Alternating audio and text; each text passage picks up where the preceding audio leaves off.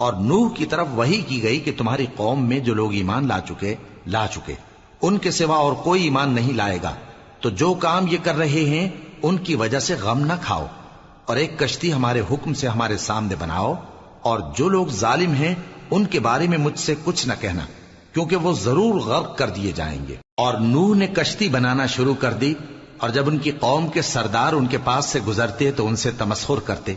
وہ کہتے کہ اگر تم ہم سے تمسخر کرتے ہو تو جس طرح تم ہم سے تمسخر کرتے ہو اسی طرح ایک وقت ہم بھی تم سے تمسخر کریں گے، اور تم کو جلد معلوم ہو جائے گا کہ کس پر عذاب آتا ہے جو اسے رسوا کرے گا، اور کس پر ہمیشہ کا عذاب نازل ہوتا ہے۔ یہاں تک کہ جب ہمارا حکم آ پہنچا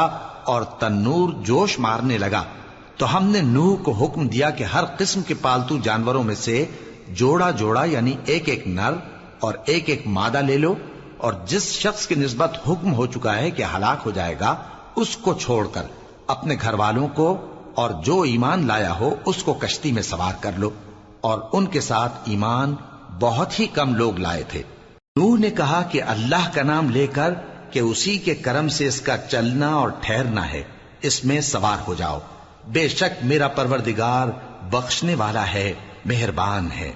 اور وہ ان کو لے کر طوفان کی لہروں میں چلنے لگی۔ لہریں کیا تھیں؟ گویا پہاڑ تھے۔ اس وقت نوح نے اپنے بیٹے کو جو کشتی سے الگ تھا پکارا کہ بیٹا ہمارے ساتھ سوار ہو جا اور کافروں میں شامل نہ ہو۔ اس نے کہا کہ میں ابھی پہاڑ سے جا لگوں گا، وہ مجھے پانی سے بچا لے گا۔ فرمایا کہ آج اللہ کے عذاب سے کوئی بچانے والا نہیں اور نہ کوئی بچ سکتا ہے مگر وہی جس پر اللہ رحم کرے۔ اتنے میں دونوں کے درمیان لہر حائل ہو گئی اور وہ ڈوب کر رہ گیا، اور حکم دیا گیا کہ اے زمین اپنا پانی نگل جا اور اے آسمان تھم جا، اور پانی خشک ہو گیا اور کام تمام کر دیا گیا، اور کشتی کوہ جودی پر جا ٹھہری، اور کہہ دیا گیا کہ بے انصاف لوگوں پر لعنت۔